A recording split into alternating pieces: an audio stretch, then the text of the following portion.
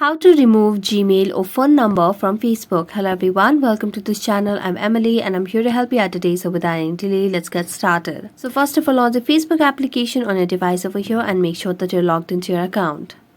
Next, tap on your profile at the top right corner and then tap on the gear icon as well. Here, tap on See More in Account Center option over here and then scroll down and tap on Personal Details. As I tap on personal details, tap on contact info option available over here.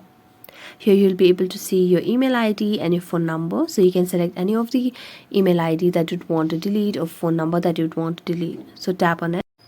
So as you tap on it, you just have a tap on delete email and then tap on delete option again.